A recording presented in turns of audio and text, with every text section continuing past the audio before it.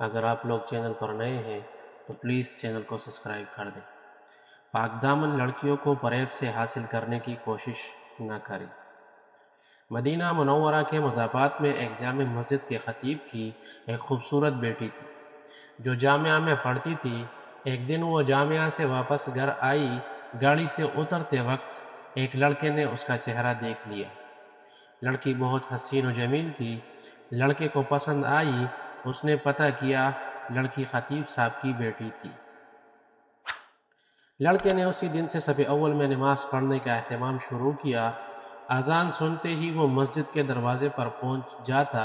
نماز تک تلاوت قرآن میں مشغول رہتا تھا۔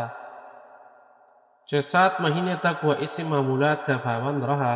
اس کے بعد اس نے والد سے شادی کی خواہش کا اظہار کیا۔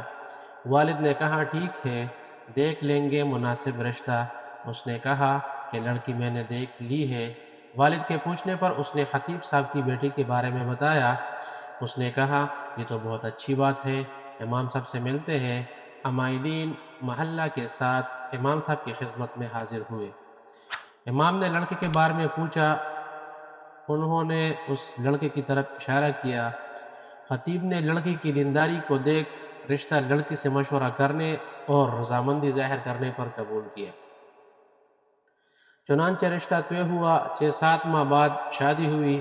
شادی کے کچھ عرصہ بعد لڑکے نے نماز پڑھنے میں سستی شروع کی۔ 1-2 ماہ بعد لڑکے نے داڑھی کاٹ دی۔ گھر آنے پر لڑکی نے سخت ناراضگی کا اظہار کیا۔ اس نے کہا کہ یہ نمازیں تو میں تمہیں حاصل کرنے کے لیے پڑھ رہا تھا، اب مقصد حاصل ہو چکا ہے، اب کیا ضرورت؟ لڑکی یہ سن کر بہت افسردہ خاطر ہوئی اور جا کر والد صاحب سے کہا کہ اس بے دین کے ساتھ ایک دن نہیں رہنا چاہتی۔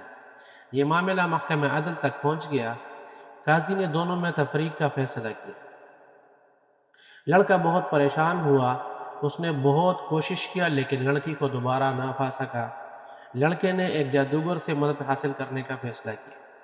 جادوگر نے بڑے رقم ادا کرنے کا مطالبہ کیا۔ لڑکے نے سارے پیسے پیشگی ادا کیے۔ کچھ دن گزرنے کے بعد جادوگر نے مزید پیسوں کا مطالبہ کیا۔ لڑکے نے بالفور وہ بھی ادا کیے اور کہا کہ کام ہو جانا چاہیے، پیسوں کا فکر نہ کریں۔ 1 ماہ کے بعد جادوگر نے لڑکے کو بتایا آ جاؤ اپنے پیسے لے جا، تمہارا کام کسی صورت میں ممکن نہیں ہے۔ جب وہ لڑکا جادوگر کے کمرے میں پہنچا تو جادوگر ایک بڑا چاقو ہاتھ میں لیے کھڑا ہے۔ لڑکے نے حیرت زدہ انداز میں پوچھا یہ کیا کر رہے ہو؟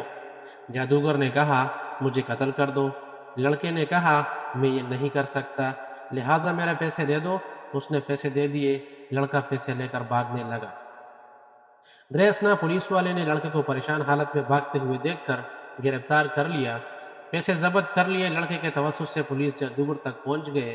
جادوگر نے پولیس کو کہا مار ڈالو، میں مرنے والا ہوں، مجھے وہ نہیں چھوڑیں گے۔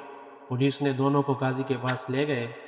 قاضی کو جادوگر نے پوری کہانی سنائی کہ ہم استعمال بالشیاطین کے ذریعے جادو کا عمل کرتے ہیں اور کامیاب ہو جاتے ہیں، لیکن اس لڑکی پر جب میں نے یہ عمل کیا اور شیطانوں سے مدد حاصل کرنے کی کوشش کی تو اس گھر کی حفاظت پر فرشتے مامور تھے۔ پھر میں نے دوسرا عمل کیا، تب بھی فرشتے مامور تھے لیکن پہلے سے تعداد میں زیادہ۔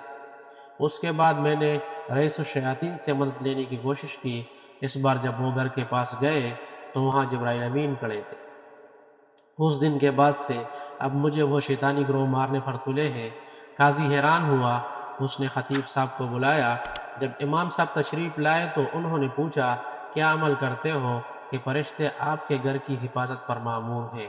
اس نے پوچھا کیوں، کیا ہوا؟ کیونکہ اس کو پتہ بھی نہیں تھا کہ یہاں کیا چل رہا ہے۔